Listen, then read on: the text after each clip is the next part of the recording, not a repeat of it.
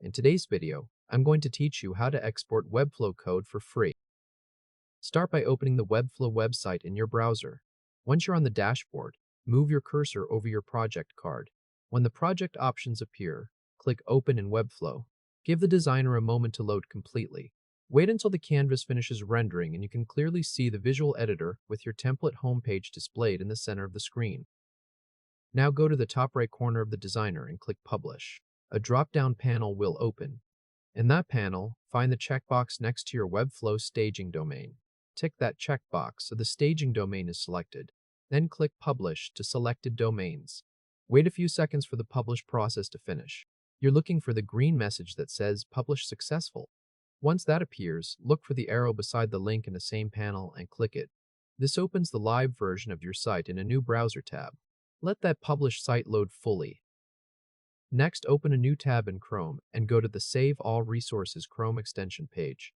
The original instruction mentions the pinned comment, so use that source to reach the correct extension listing. When the extension page opens, go to the top right area and click Add to Chrome. A confirmation pop-up will appear. Click Add Extension. Wait for Chrome to finish installing it, and stay on screen until you see the message that says Save All Resources has been added to Chrome. After that, switch back to the Browser tab with your published webflow.io site. With that page active, press F12 on your keyboard to open Chrome DevTools. DevTools will appear docked in the browser.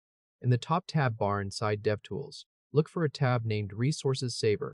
If you don't see it right away, click the double arrow overflow menu to reveal hidden tabs. Then select ResourcesSaver from there. Once the ResourcesSaver panel is open, make sure all of the available checkboxes are checked. This includes the option labeled Include All Assets by XHR Requests. After checking everything, reload the page so the extension can capture all site resources with those settings enabled.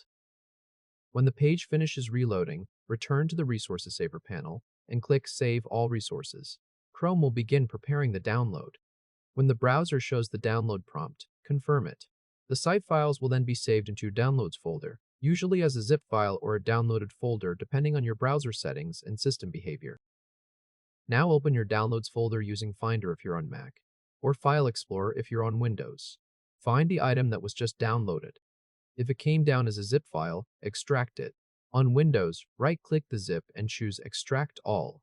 On Mac, double-click the zip to unpack it. Once extraction is complete, open the extracted folder. Inside, you should see different folders with website names. Click the folder whose name matches the website URL of your project. Inside that project folder, locate the file named index.html. Double-click index.html to open it in your browser. The page should load and render almost identically to the published version of the site. That confirms the export worked and that the local copy includes the structure and assets needed to display the page offline. At this point, you have a local folder containing your Webflow site files, including the HTML, CSS, JavaScript, images, and fonts, all downloaded without using a paid site plan. If this helped, hit like and subscribe for more quick tutorials. To finish, keep the extracted project folder together as downloaded. The browser opens the site from index.html, and that file depends on the surrounding folders and assets being in place. As long as the folder structure stays intact, opening index.html in a browser will render the site offline using the exported files from that download.